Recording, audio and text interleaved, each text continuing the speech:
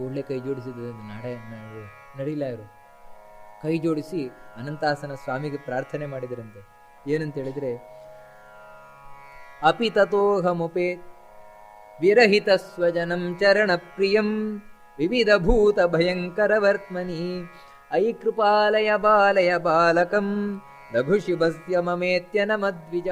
ಅನಂತಾಸನ ಸ್ವಾಮಿಗೆ ಉದಂಡ ನಮಸ್ಕಾರ ಮಾಡಿ, ಹೇ ಸ್ವಾಮಿ, ಈ ಮಗು ಎಲ್ಲರಂತೆ ಅಲ್ಲ, ಇವನು ತುಂಬಾ ವಿಚಿತ್ರವಾದ ಮಗು. ಈ ಮಗುವಿಗೆ ಭಯ ಅನ್ನೋದೇ ಗೊತ್ತಿಲ್ಲ, ನಿರ್ಭಯದಿಂದ ಎಲ್ಲಾ ಕಡೆ ಓಡಾಡ್ತಾನೆ. ಇವನಿಗೆ ಏನು ಅಂದ್ರೆ ಕಾಡು ಮೇಡು ತಿರುಗುವುದು ಅಂದ್ರೆ ಭಾರಿ ಇಷ್ಟ. ಯಾವುದು ನಾವು ಹೋಗ್ಲಿಕ್ಕೆ ಹೆದರ್ತೇವೆ ಅಂಥ ಜಾಗಕ್ಕೆ ಹೋಗುವುದು ಅಂದ್ರೆ ಭಾರಿ ಇಷ್ಟ ಇವನಿಗೆ. ವಿವಿಧ ಭೂತ ಭಯಂಕರ ವರ್ತಮನಿ, ಎಲ್ಲಿ ಭೂತ ಪ್ರೇತ ಪಿಶಾಚಿಗಳು ದೋಂಡ ಕ್ರೂರ ಪ್ರಾಣಿಗಳೆಲ್ಲ ಇದ್ದಾವೆ ಅಲ್ಲಿ ತಿರುಗುವುದು ಅಂದ್ರೆ ಭಾರಿ ಇಷ್ಟ ಇವನಿಗೆ. ಈ ವಾಸುದೇವನಿಗೆ ಅವನಿಗೆ ಭಯದ ಪ್ರಶ್ನೆ ಇಲ್ಲ, ಆದ್ರೆ ಸ್ವಾಮಿ ನನಗೆ ಭಯ. ಯಾಕಂತೇಳಿದ್ರೆ ಈ ದುರದೃಷ್ಟಕರನಾದವ ಏನು 12 ವರ್ಷ ತಪಸ್ಸು ಮಾಡಿ ಒಂದು ಮಗು ಪಡೆದಿದ್ದೇನೆ. ಅದಕ್ಕಾಗಿ ನನಗೋಸ್ಕರ ಈ ಮಗುವನ್ನು ಉಳಿಸು ಸ್ವಾಮಿ. ಐ ಕೃಪಾಲಯ ಪಾಲೇಕ ಬಾಲಕಂ ಲಘು ಶುಭಸ್ಯ, ನಾನು ಅಲ್ಪ ಭಾಗ್ಯವುಳ್ಳವ, ನನಗೋಸ್ಕರ ಈ ಮಗುವಿಗೆ ರಕ್ಷಣೆ ಕೊಡು ಸ್ವಾಮಿ ಅಂತ ಪ್ರಾರ್ಥನೆ ಮಾಡಿಕೊಂಡ್ರೆ ನಡಿಲ್ಲ ಇರು. ನಂತರ ಮಗುವನ್ನು ಮನೆ ಕರ್ಕೊಂಡು ಬಂದ್ರಂತೆ. ಮಗು ಬೆಳೀತಾ ಇದೆ.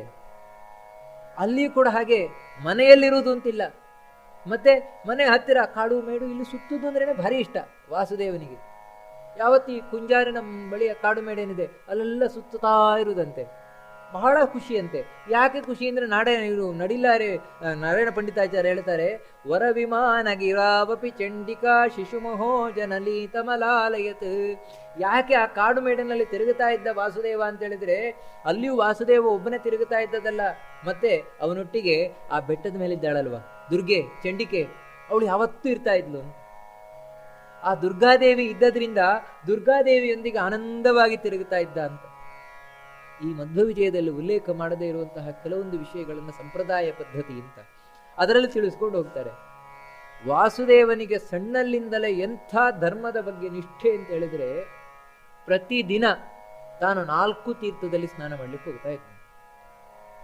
ಪರಶು ತೀರ್ಥ, ಧನುಷ್ ತೀರ್ಥ, ಬಾಣತೀರ್ಥ, ಗದಾತೀರ್ಥ, ಈ 4 ತೀರ್ಥದಲ್ಲಿ ಪ್ರತಿದಿನ ನಡ್ಕೊಂಡು ಹೋಗಿ ಸ್ನಾನ ಮಾಡ್ಕೊಂಡು ಬರ್ತಾ ಇದ್ದ ಅಂತ ಹೇಳಿದ್ರೆ, ಧರ್ಮ ನಿಷ್ಠೆ ಅಂದ್ರೆ ಹಾಗೆ. ಇದೆಲ್ಲ ನಮಗೆ ತಿಳಿಸ್ತಾ ಇದ್ದದ್ದು ಏನಂತ ಹೇಳಿದ್ರೆ, ಧರ್ಮ ಅಂದ್ರೆ ಈ ರೀತಿ ಮಾಡಬೇಕು. ಧರ್ಮದ ಬಗ್ಗೆ ಯಾವುದು ಕಷ್ಟ ಆಗ್ತದೆ ಅಂತ ಕೂರ್ಲಿಕ್ಕಿಲ್ಲ, ಭಯ ಅಂತ ಕೂರ್ಲಿಕ್ಕಿಲ್ಲ. ಮತ್ತೆ ಧರ್ಮಾಚರಣೆ ಅಂದ್ರೆ ಅದನ್ನ ಹಠ ಹಿಡಿದು ಮಾಡಬೇಕು. ಆ ರೀತಿ ಪ್ರತಿದಿನ 4 ತೀರ್ಥಕ್ಕೆ ಹೋಗಿ ಸ್ನಾನ ಮಾಡ್ಕೊಂಡು ಬರ್ತಾ ಇದ್ದ. ನಿಜವಾಗ್ಲೂ ಕಾಡಿನ ದಾರಿ, ಭಯಂಕರ ಕಾಡು. ಅವನಿಗೆ ಸ್ವಲ್ಪವೂ ಭಯ ಇಲ್ಲ, ಆದ್ರೆ ಅಮ್ಮನಿಗೆ ಭಯ. ಈ ಮಗು ಬೆಳಗಾತ ಎಂದು ಹೊರಟು ಬಿಡ್ತದೆ, ಏನು ಕಾಡು ಪ್ರಾಣಿಗಳು, ಏನು ಕಥೆಯೋ ಗೊತ್ತಿಲ್ಲ. ಅದಕ್ಕೋಸ್ಕರ ಅವ್ರು ಹೇಳ್ತಾರೆ, ಆ ವಾಸುದೇವನ ಅಮ್ಮ, ನೋಡು ಮಗು, ನೀನು ಈ ರೀತಿ ಹೋಗಬೇಡ, ನನಗೆ ಭಯ ಆಗತ್ತೆ. ನಿನಗೆ ಭಯ ಅನ್ನೋದೇ ಇಲ್ಲ, ನಿನಗೆ ಭಯ ಅಂದ್ರೆ ಏನು ಅಂತಾನೆ ಗೊತ್ತಿಲ್ಲ, ಆದ್ರೆ ನನಗೆ ಭಯ ಆಗತ್ತೆ. ಅದಕ್ಕೆ ನೀನು ಈ ರೀತಿ ಸ್ನಾನಕ್ಕೆ ಹೋಗ್ಲಿಕ್ಕೆ ಬೇಡ. ನೀನು ಹೋಗುದಾದ್ರೆ ಯಾರಾದ್ರೂ ಒಟ್ಟಿಗೆ ಬರ್ಬೇಕು, ನಾವ್ಯಾರು ಬರ್ದೆ ನೀನೊಬ್ಬನೇ ಹೋಗುದು ಬೇಡ ಅಂತ ನೋಡಿ. ಅಮ್ಮ ಅಪ್ಪನ ಮಾತಿಗೆ ಎದುರಾಡುವನಲ್ಲ ವಾಸುದೇವ. ಆಯ್ತಮ್ಮ, ನೀನು ಹೋಗುದು ಬೇಡ ಅಂತ ಹೇಳಿದ್ರೆ ಸರಿ. ಹಾಗಂತ ನಾನು 4 ತೀರ್ಥದಲ್ಲಿ ಸ್ನಾನ ಮಾಡದೆ ಕೂರುವುದಿಲ್ಲ, ನಾನು ತೀರ್ಥದಲ್ಲಿ ಸ್ನಾನ ಮಾಡಲೇಬೇಕು ಅಂತ ಹೇಳಿ ತನ್ನ ಮನೆಯ ಹತ್ತಿರವೇ ಒಂದು ತೀರ್ಥವನ್ನು ನಿರ್ಮಾಣ ಮಾಡಿದ ಅಂತೇಳಿ. ಅದೇ ವಾಸುದೇವ ತೀರ್ಥ ಅಂತ ಇವತ್ತೇನು ನಾವು ಪಾಜಕದಲ್ಲಿ ನೋಡ್ತೇವೆ. ಅದು ಆ 4 ತೀರ್ಥಗಳೇನಿದೆ, ಆ 4 ತೀರ್ಥಗಳ ಸನ್ನಿಧಾನದಿಂದ ಕೂಡಿರುವಂತಹ ತೀರ್ಥ ಅದು. ತಾನು ನಿರ್ಮಾಣ ಮಾಡಿ ಇದರಲ್ಲಿ 4 ತೀರ್ಥಗಳ ಸನ್ನಿಧಾನ ಇದೆ ಅಂತ ತಾನು ತೋರಿಸಿಕೊಟ್ಟ. ನಂತರ ಅಲ್ಲೇ ತಾನು ಸ್ನಾನ ಮಾಡ್ತಾ ಆ 4 ತೀರ್ಥಗಳ ಫಲವನ್ನು ತೋರಿಸಿದ ವಾಸುದೇವ. ಇನ್ನೂ ಕೆಲವೊಂದು ಘಟನೆ, ಬಹಳ ಸುಂದರವಾದ ಘಟನೆಯನ್ನು ಹೇಳ್ತಾರೆ. ವಾಸುದೇವ ಒಮ್ಮೆ ಅಲ್ಲೇ ಪಾಜಕದ ಹತ್ತಿರವೇ ತಿರುಗುತ್ತಾ ಇದ್ದಂತೆ. ಏನೋ ಒಂದು ಸ್ಫೂರ್ತಿ ಬಂತು. ಕೈಯಲ್ಲೊಂದು ಕೋಲಿತ್ತು, ಯಾವುದೋ ಒಂದು ಒಣಗಿದ ಕೋಲು ಹಿಡ್ಕೊಂಡಿದ್ದ. ಆ ಕೋಲು ಹಿಡ್ಕೊಂಡು ಬಂದ ಅಪ್ಪನ ಹತ್ರ ಹೇಳಿದ, ಶ್ರೀಮದ್ ವೈಷ್ಣವ ಮಾತನೋತಿ ಸುಮತಂ. ಅಪ್ಪ, ನಾನು ದೊಡ್ಡವನಾದ ಮೇಲೆ ಒಂದು ವೈಷ್ಣವ ಸಿದ್ಧಾಂತವನ್ನು ನಾನು ಹೇಳ್ತೇನೆ, ವೈಷ್ಣವ ಮತವನ್ನು ನಾನು ಸ್ಥಾಪನೆ ಮಾಡ್ತೇನೆ. ನಡಿಲ್ಲ, ಯಾರಿಗೆ ನಗು ಬಂತಂತೆ. ಅವರು ನಗು ಬಂದು ತಮಾಷೆಗೆ ಹೇಳಿದ್ರು, ಹೌದು ನೀನು ಮಾಡಿದಂತೇನೆ. ನಿನ್ನ ಕೈಲಿ ಒಣಗಿದ ಕೋಲಿದೆಯಲ್ವ, ಈ ಒಣಗಿದ ಕೋಲು ಒಂದೊಮ್ಮೆ ಮರ ಆಯ್ತು ಅಂತ ಹೇಳಿದ್ರೆ ನೀನೊಂದು ಮತ ಮಾಡಿದಾಗ, ಒಂದು ಸಿದ್ಧಾಂತವನ್ನು ಸ್ಥಾಪನೆ ಮಾಡಿದಾಗೆ ಅಂತ ಗೇಲಿ ಮಾಡಿದ್ರು. ಬರೀ ಗೇಲಿ ಮಾತ್ರ ಅಲ್ಲ, ಆ ಸಂದರ್ಭದಲ್ಲಿ ಒಂದು ಧಾರ್ಮಿಕ ಪರಿಸ್ಥಿತಿ ಯಾವ ರೀತಿ ಇತ್ತು ಅಂತ ತಿಳಿಸುವಂತಹ ಒಂದು ಮಾತಿದು. ನಡಿಲ್ಲ ಇರೋದು, ಯಾಕಂದ್ರೆ ಅಷ್ಟು ಕಷ್ಟ ಇದೆ ಅಂತ. ಮತ್ತೆ ವೈಷ್ಣವ ಸಿದ್ಧಾಂತವನ್ನು ಸ್ಥಾಪನೆ ಮಾಡುವುದು ಎಷ್ಟು ಕಷ್ಟ ಇದೆ ಅಂತ ಹೇಳಿದ್ರೆ, ಒಂದು ಒಣಗಿದ ಕೋಲು ಮತ್ತೆ ಹಸಿಯಾಗಿ ಚಿಗುರಿ ಮರವಾಗುವುದು ಅಸಾಧ್ಯವೋ ಆ ರೀತಿ ಅಸಾಧ್ಯ ಅಂತ, ಆ ರೀತಿ ಅರ್ಥದಲ್ಲಿ ಅವರು ಹೇಳಿದ್ದು. ವಾಸುದೇವ, ಹೌದಾ ಆ ರೀತಿ ಹೇಳ್ತೀರಾ, ನೋಡೋಣ ಆಗಿದ್ರೆ ಈ ಕೋಲನ್ನು ನೆಟ್ರೆ ಮರ ಆಗತ್ತೋ ಇಲ್ವೋ ನೋಡೋಣ ಅಂತ ಹೇಳಿ ಆ ಒಣಗಿದಂತಹ ಕೋಲೇನಿದೆ ಆ ಕೋಲನ್ನು ನೆಟ್ನಂತೆ ವಾಸುದೇವ. ಕೂಡ್ಲೆ ನೋಡಿ ಒಣಗಿದ ಆ ಕೋಲು ಹಸಿ ಆಯ್ತಂತೆ, ಚಿಗುರಿತಂತೆ, ದೊಡ್ಡ ಮರ ಆಯ್ತಂತೆ. ಇದನ್ನೆಲ್ಲ ಸಂಪ್ರದಾಯ ಪದ್ಧತಿಯಲ್ಲಿ ಉಲ್ಲೇಖ ಮಾಡ್ತಾರೆ. ಇವತ್ತಿಗೂ ಕೂಡ ಆ ಮರ ಇರುವ ಜಾಗವನ್ನು, ಅಂದ್ರೆ ಆ ಮರ ಎಲ್ಲಿ ಊರಿದ್ನೋ ಆ ಜಾಗವನ್ನು ನೀವು ನೋಡಬಹುದು. ವಾಸುದೇವ ಇನ್ನೂ ಒಂದು ವಿಷಯವನ್ನು ಹೇಳ್ತಾರೆ. ಆ ಸಂದರ್ಭದಲ್ಲಿ ಈ ಪಾಜಕದ ಪರಿಸರದಲ್ಲಿ ಒಂದು ಭಯಂಕರವಾದ ಸರ್ಪ ತಿರುಗುತ್ತಾ ಇತ್ತು ಅಂತ ಹೇಳ್ತಾರೆ. ಅದು ಅಂತಿಂತ ಸರ್ಪ ಅಲ್ಲ ಅಂತ, ಏನು ಮಾಡಿದ್ರು ಅದನ್ನು ಕೊಲ್ಲಿಕ್ಕಾಗ್ತಾ ಇರಲಿಲ್ಲ ಅಂತ ಭಯಂಕರವಾದ ಸರ್ಪ. ಒಂದು ರೀತಿ ಸಮಯವನ್ನು ಹೊಂಚು ಹಾಕುವ ಹಾಗೆ ತಾನು ತಿರುಗುತ್ತಾ ಇತ್ತಂತೆ.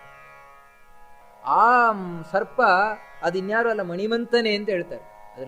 ಇದರಲ್ಲಿ ಸಂಪ್ರದಾಯ ಪದ್ಧತಿಯಲ್ಲಿ ಹೇಳ್ಬೇಕಾದ್ರೆ ಮಣಿಮಂತನೇ ತಾನು ಸರ್ಪ ರೂಪದಲ್ಲಿ ಕಾಯ್ತಾ ಇದ್ದಾನೆ, ಈ ಮಗುವನ್ನು ಹೇಗಾದ್ರೂ ಮುಗಿಸಬೇಕು ಅಂತ.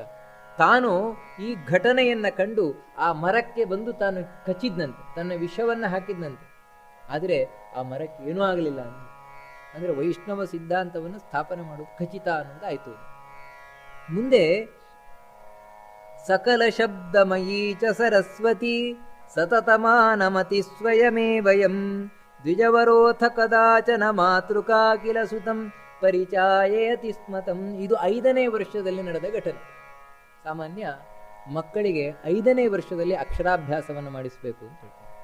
ಆ ರೀತಿ ವಾಸುದೇವನಿಗೆ ಅಕ್ಷರಾಭ್ಯಾಸವನ್ನು ಮಾಡಿಸ್ತಾ ಇದ್ದಾರೆ. ನಡಿಲ್ಲ ಇವರು ಅಕ್ಷರಾಭ್ಯಾಸ ಮಾಡಿಸಿದ ಸ್ಥಳ ಅಂತ ಇವತ್ತು ನೀವು ನೋಡಬಹುದು ಪಾಜಕದಲ್ಲಿ. ತುಳಸಿ ಕಟ್ಟೆ ಎದುರಿಗೆ ಸಾಮಾನ್ಯ ಎಲ್ಲ ಕಡೆ ಮಾಡುವುದು. ಅಲ್ಲಿ ತಾವು ಅಕ್ಷರಗಳನ್ನು ಬರೆಸಿ ಹೇಳಿಕೊಡ್ತಾ ಇದ್ದಾರೆ. ಸಾಮಾನ್ಯ ಏನಂದ್ರೆ ನಾವು ನೋಡ್ತೇವೆ, ಪುಟ್ಟ ಮಕ್ಕಳಿಗೆ ಒಂದು ಅಕ್ಷರವನ್ನು 10 ಬಾರಿ 20 ಬಾರಿ ತಿದ್ದಿಸ್ತಾ ತಿದ್ದಿಸ್ತಾ ತಿದ್ದಿಸ್ತಾ ಅವುಗಳಿಗೆ ಕಲಿಬೇಕು. ಈ ವಾಸುದೇವನಿಗಾದರೂ ನಡಿಲ್ಲಾಯರು ಒಮ್ಮೆ ಬರೆಸಿದ್ರಂತೆ, ಸಾಕಿವತ್ತು ನಾಳೆ ಮಾಡೋಣ ಅಂತ. ನಾಳೆ ಮತ್ತೆ ಅದೇ ಅಕ್ಷರವನ್ನು ಬರೆಸ್ಲಿಕ್ಕೆ ಹೋದ್ರೆ, ಅಪ್ಪ ಇದು ನಿನ್ನೆ ಬರೆಸಾಯ್ತಲ್ವ, ಇದು ಬಂದಾಯ್ತು.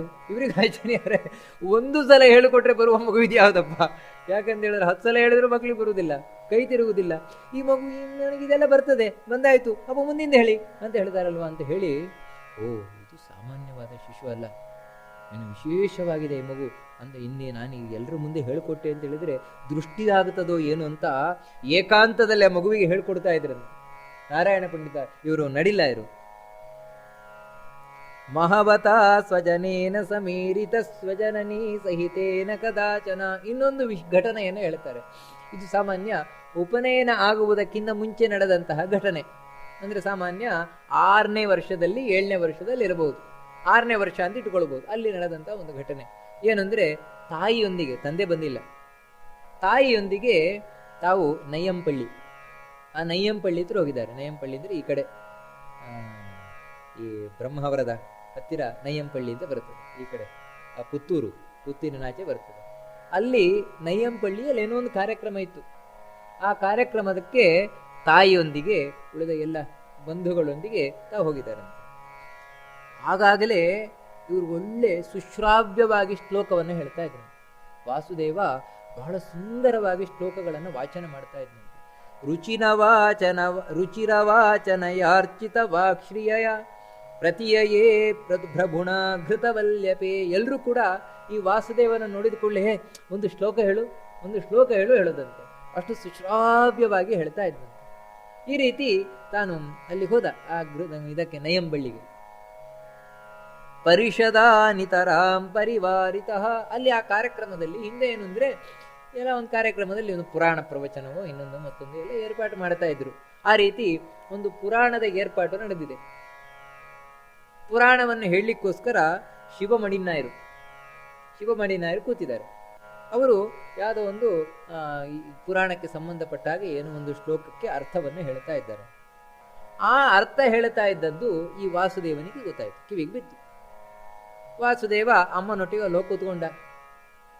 ಇದಮುವಾಚ ವಿಚಾರ ವಿಚಕ್ಷಣ ಶುಚಿವಚನ ಕೈ ಸಜನಾಂತರೇ ಅಪರತಾ ಕಥಿತಂ ಕಥಕತ್ವಯ ನನು ಮಹತಾನ್ ಮಹತಾಮಿತಿ ಸಸ್ಮಿತಂ. ಅವರು ಆ ಪುರಾಣಕ್ಕೆ ಏನು ಅರ್ಥ ಹೇಳ್ತಾ ಇದ್ದಾರೆ ಅದನ್ನು ವಾಸುದೇವ ಕೇಳಿದ್ನಂತೆ. ಕೇಳಿ ಎದ್ದು ನಿಂತಂತೆ. ನೋಡಿ ಎಂತಹ ಧೈರ್ಯ ಅಂದ್ರೆ, ಎದ್ದು ನಿಂತು ಮೆಲ್ಲ ಹೇಳಿದ್ನಂತೆ, ಪುರಾಣಿಕರೇ ನೀವು ಹೇಳಿ ಸರಿ ಇಲ್ಲ ಅಂತ ಗಟ್ಟಿ ಹೇಳಿದಂತೆ. ಶನಕೈ, ಯಾಕಂದ್ರೆ ತಾನಿನ ಸಣ್ಣವನು, ಗಟ್ಟಿ ಹೇಳಿದಾರೆ. ಅಂದ್ರೆ ನೋಡಿ ಇದೆಲ್ಲ ನಮಗೆ ತಿಳಿಸುವಂತಹದ್ದು. ಮೆಲ್ಲ ಹೇಳಿದಂತೆ, ಶನಕೈಹಿ, ಮೆಲ್ಲ ಹೇಳಿದಂತೆ, ನೀವು ಹೇಳಿದ್ದು ದೊಡ್ಡ ಹಿಂದಿನವರೆಲ್ಲ ಏನು ಅರ್ಥ ಮಾಡ್ಕೊಂಡು ಬಂದಿದ್ದಾರೆ, ಆ ರೀತಿ ಇಲ್ಲ ಅಂತ ಹೇಳಿದ್ದಂತೆ ನಿಧಾನವಾಗಿ. ಅಂದ್ರೆ ಅವ್ರಿಗೆ ಬೇಜಾರಾಗಬಾರ್ದು. ಮೊದಲು ಹೇಳಿದೆ, ಏಯ್ ನೀವು ಸರಿ ಹೇಳ್ತಾ ಇಲ್ಲ, ಕೂತ್ಕೋ ಸುಮ್ಮನೆ, ಈ ರೀತಿ ಅಲ್ಲ. ಅಂದ್ರೆ ನೋಡಿ ವಿನಯ. ಯಾವುದೇ ಒಂದನ್ನು ನಾವು ಖಂಡನೆ ಮಾಡಬೇಕಾದ್ರೂ ಕೂಡ ತಪ್ಪನ್ನ ತಪ್ಪು ಅಂತ ಹೇಳಬೇಕಾದ್ರೂ ಎಷ್ಟು ವಿನಯದಿಂದ ಹೇಳಬೇಕು ಅಂತ. ಯಾಕಂದ್ರೆ ಅದರಿಂದ ಇನ್ನೊಬ್ರಿಗೆ ನೋವು ಆಗಬಾರ್ದು. ಇದೆಲ್ಲ ನಾವು ತಿಳ್ಕೊಳ್ಬೇಕಾದದ್ದು ಈ ವಾಸುದೇವನ ಘಟನೆಯಿಂದ. ಅದಕ್ಕೋಸ್ಕರ ನಿಧಾನವಾಗಿ ಸ್ಪಷ್ಟವಾಗಿ ಅವರ ಅರ್ಥ ಆಗುವ ಹಾಗೆ ಅದಕ್ಕೆ ಹೇಳಿದ್ದಾರೆ ಶುಚಿವಚಃ ಅಂತ. ಇಲ್ದಿದ್ರೆ ಏನಂದ್ರೆ ಕೆಲವರು ಏನು ಹೇಳ್ತಾರೆ, ಏನು ಹೇಳಿದ್ರಿಂದನೇ ಗೊತ್ತಾಗುದಿಲ್ಲ. ಆ ರೀತಿಯಲ್ಲ, ಸ್ಪಷ್ಟವಾದ ಮಾತುಗಳಿಂದ ನಿಧಾನವಾಗಿ ತಾವು ಹೇಳಿದ್ರಂತೆ ಅಷ್ಟು ಜನರ ಮಧ್ಯದಲ್ಲಿ. ಅಂದ್ರೆ ನೋಡಿ ಎಂಥ ಧೈರ್ಯ ಅಂತ. ಯಾವತ್ತೂ ಹಾಗೆ ತಪ್ಪನ್ನ ತಪ್ಪು ಅಂತ ಹೇಳಲಿಕ್ಕೆ ಮೂಲಾಜಿರಬಾರ್ದಂತೆ. ನಮ್ಗೇನಂದ್ರೆ ದಾಕ್ಷಿಣ್ಯ, ಗೊತ್ತು ತಪ್ಪು ಅಂತ ಗೊತ್ತು, ಆದ್ರೆ ಅದನ್ನು ತಪ್ಪು ಅಂತ ಹೇಳಿಕ್ಕೆ ದಾಕ್ಷಿಣ್ಯ. ಅವ್ರಿಗೆ ಬೇಜಾರಾಗುತ್ತೆ, ಏನು ಬೇಜಾರಾಗ. ನೋಡಿ ಈ ದಾಕ್ಷಿಣ್ಯ ಅಂತ ಹೇಳೋದು ಒಂದೇ, ಹೆದರಿಕೆ ಅಂತ ಹೇಳೋದು ಒಂದು. ದಾಕ್ಷಿಣ್ಯ ಇರಬೇಕು ಎಲ್ಲ ಕಡೆ ಅಲ್ಲ, ಕೆಲವು ಕಡೆ ಮಾತ್ರ. ಇಲ್ಲಿ ನೋಡಿ ತಪ್ಪು ಹೇಳ್ತಾ ಇದ್ದಾರೆ, ಅದಕ್ಕೋಸ್ಕರ ನಿಧಾನವಾಗಿ ಹೇಳಿದರು. ನನು ಮತಾನ್ ಮಹತಾ ಮಿತಿ ಸಸ್ಮಿದಂ. ಯಾವಾಗ ಈ ಮಗು ಇಂಥ ಮಾತು ಹೇಳಿತು, ಅಲ್ಲಿ ಕೂತಿದ್ದ ಜನರೆಲ್ಲ ಏನಿದ್ದಾರೆ ಪುರಾಣ ಕೇಳಿ ಕೂತವರು, ಅವರೆಲ್ಲರೂ ಕೂಡ ಈ ಮಗುವನ್ನು ನೋಡಿದರೆ. ಆ ಶಿವಮಡಿನಾಯರನ್ನ ನೋಡುದು ಬಿಟ್ಟು ಇವರನ್ನೇ ನೋಡ್ಲಿಕ್ಕೆ ಶುರು ಮಾಡಿದ್ರಂತೆ. ಅಗಣಯನ್ನ ಶಿವಂ ಜನತಾ ತದಾ ಸವಚನೆ ವಸುದೇವ ಸುತಾಕ್ವಯೇ ಅಥ ಕಥಂ ಕಥಯೇತಿ ತದಾ ಜನೆ ಗತಿತವತ್ಯುಚಿತಾರ್ಥಮುದಾಹರತ್. ಹಾಗಿದ್ರೆ ನಿನಗೆ ಗೊತ್ತಾ ಅವ್ರು ಏನು ಶ್ಲೋಕ ಹೇಳಿದ್ರು, ಶ್ಲೋಕ ತತ್ವ ನಿನಗೆ ಗೊತ್ತಾ, ಹೇಳು ನೋಡೋಣ ಹೇಳು ನೋಡೋಣ ಅಂತ ಈ ಮಗುವಿಗೆ ಹೇಳಿದ್ರಂತೆ. ಇನ್ನು 6 ವರ್ಷದ ವಾಸುದೇವನಿಗೆ ಎಲ್ಲರೂ ಹೇಳಿದ್ರಂತೆ. ಅದನ್ನು ನೋಡಿ ಎಂಥ ಧೈರ್ಯ ಅಂತ ಹೇಳಿದ್ರೆ, ಓ ನನಗೆ ಗೊತ್ತುಂಟು ಅಂತ ಹೇಳಿದ ವಾಸುದೇವ. ಏನು ಧೈರ್ಯ ಇದು ಅಂದ್ರೆ ನೋಡಿ, ಈ ಧೈರ್ಯ ಇನ್ನೆಲ್ಲೂ ನೋಡ್ಲಿಕ್ಕೆ ಆಗೋಲ್ಲ. ಇದೆಲ್ಲ ಭೀಮಸೇನ ಹನುಮಂತನಂತೆ ಗುಣಗಳು. ಭೀಮಸೇನ ಹೀಗೆ ಆ ಜೂಜಿನಲ್ಲಿ ಸೋತು ಸೀತೆಗೆ, ಅವಳನ್ನು ದ್ರೌಪದಿಗೆ ಎಳೆದು ಅವಮಾನ ಮಾಡ್ತಾ ಇರಬೇಕಾದ್ರೆ ಸೀರೆಯನ್ನ ಒಬ್ಬ ಎತ್ತು ನಿಂತು ಗರ್ಜನೆ ಮಾಡಿದವ ಅಂದ್ರೆ ಭೀಮಸೇನ ಮಾತ್ರ. ನಿನ್ ತೊಡೆ ಮುರಿದು ಬಿಡ್ತೇನೆ ನೋಡು ಅಂತ, ಬನ್ನಿ ಯಾರು ಬರ್ತೀರೋ ಬನ್ನಿ ಅಂತ ಈ ರೀತಿ ಗರ್ಜನೆ ಮಾಡಿದವ ಭೀಮಸೇನ. ಅಂದ್ರೆ ಅಷ್ಟು ಧೈರ್ಯ. ಇದೇ ರೀತಿ ಹನುಮಂತನ ಸ್ವಭಾವವು ಕೂಡ. ಲಂಕೆಗೆ ಹೋಗಿ ರಾವಣನ ಮುಂದೆ ರಾಮನಿಗೆ ಶರಣಾಗಲಿಲ್ಲ ಅಂದ್ರೆ ಸರ್ವಸ್ವ ನಾಶ ಆಗಿಬಿಡ್ತದೆ ಎಂದು ರಾವಣನ ರಾಜ್ಯದಲ್ಲಿ ಯಾರಾದರೂ ಹೇಳಿದವರಿದ್ದಾರೆ. ಅದು ರಾವಣನ ಮುಂದೆ, ರಾವಣನ ಅರಮನೆಯಲ್ಲಿ, ರಾವಣನ ಮಂದಿಯ ಮುಂದೆ ಈ ರೀತಿ ಹೇಳಿದವರು ಯಾರಾದ್ರೂ ಇದ್ದಾರೆ? ಹನುಮಂತ. ಯಾಕಂದ್ರೆ ಧೈರ್ಯ, ಭಯವೇ ಇಲ್ಲ. ನೋಡಿ ಅದೇ ಗುಣ ವಾಸುದೇವನಲ್ಲಿ ಸ್ಪಷ್ಟ ಕಾಣಿಸ್ತದೆ. ಭಯವೇ ಇಲ್ಲ, ನಿರ್ಭಯವಾಗಿ ಹೇಳ್ತಾನೋ ನನಗೆ ಗೊತ್ತುಂಟು ಅಂತ. ಹೇಳು ಹೇಳು ಅಂತ ಹೇಳಿದನಂತೆ. ಸಸಮಲಾಲ್ಯತ ವಿಸ್ಮಯಿ ಭಿರ್ನರೇರಪಿ ಸುರೈರ್ ವಿಜಯಾಂಕುರ ಪೂಜಕೈ. ಬಹಳ ಸ್ಪಷ್ಟವಾಗಿ ಹೇಳಿದಂತೆ. ಆ ಪುರಾಣದ ಶ್ಲೋಕಗಳಿಗೆ ಈ ರೀತಿ ಅರ್ಥ ಮಾಡಬೇಕು ಅಂತ ಬಹಳ ಸ್ಪಷ್ಟವಾಗಿ ವಾಸುದೇವ ಅರ್ಥ ಹೇಳಿದಂತೆ. ಅಲ್ಲಿದ್ದವರಿಗೆಲ್ಲ ಆಶ್ಚರ್ಯ ಆಶ್ಚರ್ಯ, ಆಶ್ಚರ್ಯದೊಟ್ಟಿಗೆ ಆನಂದ. ಎಂಥ ಈ ಮಗು 5 ವರ್ಷ 6 ವರ್ಷದ ಮಗು ಏನೆಲ್ಲ ತಿಳ್ಕೊಂಡಿದ್ಯಪ್ಪ ಅಂತ ಆಶ್ಚರ್ಯ. ಕಡೆಗೆ ತಾಯಿ ಕರ್ಕೊಂಬಂದ್ರು ಮನೆಗೆ ಕರ್ಕೊಂಡು ಬರಬೇಕಾದ್ರೆ ಸಾಮಾನ್ಯವಾಗಿ ತಾಯಿ ಒಂಚೂರು ಜೋರು ಮಾಡಿರ್ಬೇಕು. ನಿಂಗೆ ಆಗಬೇಕಿತ್ತು ಅಧಿಕ ಪ್ರಸಂಗ, ಸುಮ್ಮನೆ ಕೂತ್ಕೊಳ್ಳಿಕ್ಕೆ ಆಗೋದಿಲ್ಲ, ಹಿಂಗೆ ಜೇಗ್ಬೋಡಿತ್ತು ಮನೆ ಬಂದ ಕೂಡ ಸಾಮಾನ್ಯ ಏನೋ ಗಲಾಟೆ ಮಾಡಿರ್ಬೇಕು ತಾಯಿ. ಕಾರಣ ಏನು ಅಂತ ಹೇಳಿದ್ರೆ, ಮನೆಗೆ ಬಂದ ಮೇಲೆ ತಂದೆ ಹತ್ರ ಹೇಳ್ತಾರೆ, ತಂದೆ ಹತ್ರನೂ ಹೇಳಿರ್ಬೇಕು ತಾಯಿ. ನೋಡಿ ನಾವು ಸುಮ್ಮನೆ ಹೋಗಿಲ್ಲ, ಕೂತಿರ್ಬೇಕಾದ್ರೆ ಇವನು ಏನೇನೋ ಅಲ್ವಿ, ಅವರನ್ನೇ ಖಂಡನೆ ಮಾಡ್ತಾರೆ ಪಾಪ, ಅಷ್ಟು ದೊಡ್ಡವರನ್ನ ಹಾಗೆ ಹೇಗೆ. ಅದಕ್ಕೆ ಇವನು ವಾಸುದೇವ ಸ್ಪಷ್ಟ ಹೇಳಿದ್ನಂತೆ ಅಪ್ಪನ ಮುಂದೆ. ಸಜನನಿ ಸಹಿತೋ ಜನಕಂ ಗೃಹೇ ಪ್ರಗತವಾನ್ ಸ್ತಮುದಂತಮವೇದಯನ್ ನಿಗದತಾತ ಶಿವಕ್ಕತ ಕಸ್ಸಗಿಂ ವಿಧತಗೀರತವಾಹಮಿತೀರಯನ್. ಅಪ್ಪನ ಮುಂದೆ ಎಲ್ಲ ಹೇಳಿದ್ನಂದ. ನೋಡಿ ಅಪ್ಪ, ಅವರು ಈ ರೀತಿ ಹೇಳಿದ್ರು ಪುರಾಣಿಕರು, ನನಗೆ ತಪ್ಪು ಅಂತ ಕಾಣಿಸ್ತು, ನಾನು ಈ ರೀತಿ ಅದಕ್ಕೆ ಅರ್ಥ ಹೇಳಿದೆ, ನೀವ್ ಹೇಳಿ. ನಾನು ಹೇಳಿದ್ ಸರಿಯೋ ಅವನು ಹೇಳಿದ್ ಸರಿಯೋ ನೀವ್ ಹೇಳಿ. ನೋಡಿ ಅವನು ನಡಿಲ್ಲ ಇರು. ನನು ಸುತ ವಿತಸಂ ಕಥಿತಂ ತೆಯೇ ತ್ಯಮು ಮುದೀರ್ಯ ಸವಿಸ್ಮಯಮಸ್ಪರತ್. ನೀನು ಹೇಳಿದ್ ಕರೆಕ್ಟ್ ಇದೆ ಅಂತ ಹೇಳಿದ್ರು, ನೀನು ಹೇಳಿದ್ದೆ ಸರಿ ಇದೆ, ಮಾಡಿ ನಾನು ಹೇಳಿದ ತಪ್ಪು. ಇಷ್ಟು ಹೇಳಿ ಒಳಗಿಂದ ಆಲೋಚನೆ ಮಾಡಿದ್ರಂತೆ, ಈ ಮಗುವಿಗೆ ಇಷ್ಟೆಲ್ಲ ಹೇಗೆ ಗೊತ್ತುಂಟು ಅಂತ. ಇಷ್ಟೆಲ್ಲ ಈ ಮಗುವಿಗೆ ಹೇಗೆ ಗೊತ್ತುಂಟು ಅಂತ ಯೋಚನೆ ಮಾಡಿ ಉತ್ತರ ಗೊತ್ತಾಯ್ತು ಅವರಿಗೆ. ಏನಂತ ಹೇಳಿದ್ರೆ, ಮದದಿನಾಥ ದಯೋದಯ ದೇತ್ಯಸೋ, ಎಲ್ಲ ನನ್ನ ಸ್ವಾಮಿಯ ಕೃಪೆ, ಅನಂತಾಸನ ಸ್ವಾಮಿಯ ಕೃಪೆ ಇದು, ಅವನ ಅನುಗ್ರಹದಿಂದ ತಾನೇ ಬಂದದ್ದು ಈ ಮಗು ಅಂತ ಹೇಳಿ. ಅಂದ್ರೆ ನೋಡಿ, ಒಂದೊಂದು ಘಟನೆಯಲ್ಲಿಯೂ ಕೂಡ ದೇವರನ್ನು ಮರಿತಾ ಇರಲಿಲ್ಲ, ನಡಿಲ್ಲ ಇವರು. ಅದಕ್ಕಾಗಿ ಅಂತ ಮಗು, ಆ ವಾಯುದೇವರು ಬಂದರವರಿಗೆ ಮಗುವಾಗಿ ಹುಟ್ಟಿ ಬಂದರು. ಇನ್ನೊಂದು ಸಲ ಇವರೇ ಪ್ರವಚನ ಮಾಡ್ತಾ ಇದ್ದಾರೆ, ಪುರಾಣ ವಾಚನ ಮಾಡ್ತಾ ಇದ್ದಾರೆ, ನಡಿಲ್ಲ ಇರೆ. ಕಥಯತಾಂ ಪ್ರಥಮೆ ಕಥಯತ್ಯಲಂ ಸ್ವಜನಕೇಚನ ಸಂಘವೃತೆ ಕಥಾಂ. ಎಲ್ಲ ಜನಗಳು ಸೇರಿದ್ದಾರೆ. ಆ ಜನಗಳ ಮಧ್ಯದಲ್ಲಿ ಇವರು ದೊಡ್ಡ ಪುರಾಣಿಕರೇ, ಚೆನ್ನಾಗಿ ಪುರಾಣ ವಾಚನವನ್ನ, ಈ ಪ್ರವಚನವನ್ನ ಮಾಡ್ತಾ ಇದ್ದವರು ನಡಿಲ್ಲ ಇರು.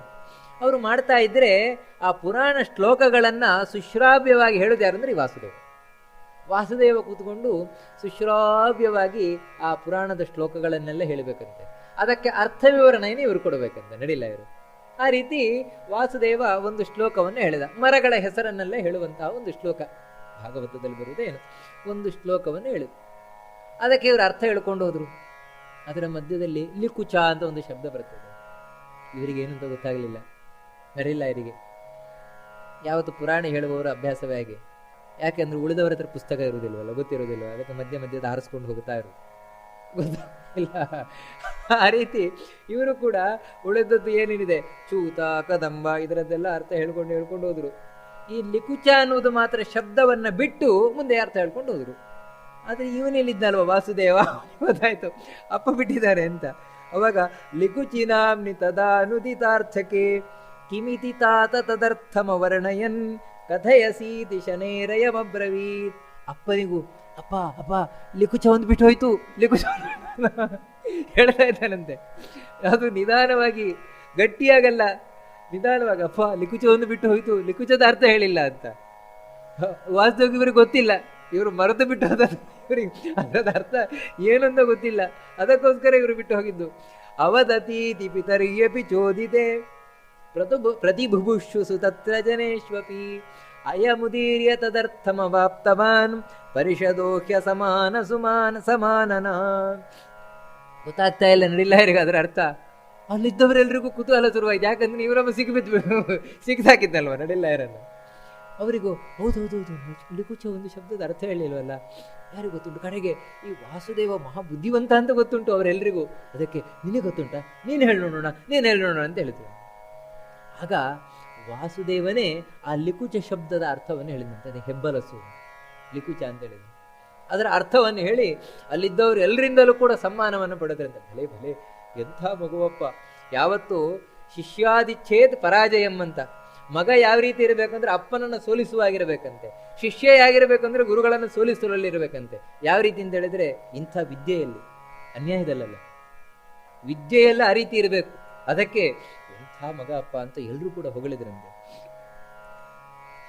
ಬಹುವಿಧೈರಿತೈರಿತಿ ಚಾರುಭಿಃ ಸಕಲ ಲೋಕ ಕುತೂಹಲಕಾರಿಣಂ ದ್ವಿಜವರೇಣ ವಯಸ್ಸುಚಿತೆ ಸ್ಥಿತಂ ತಮುಪನೇತು ಮನೇನ ದದೇ ಮನಃ.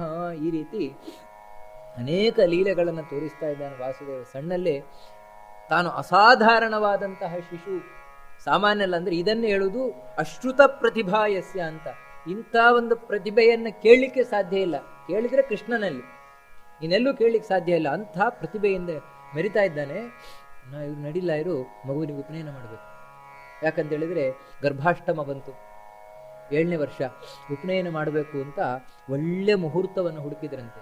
ಸಮುಚಿತ ಗ್ರಹ ಯೋಗ ಗುಣಾನ್ವಿತಂ ಸಮವಧಾರ್ಯ ಮುಹೂರ್ತ ಮಧೂಷಣಂ. ಯಾವತ್ತು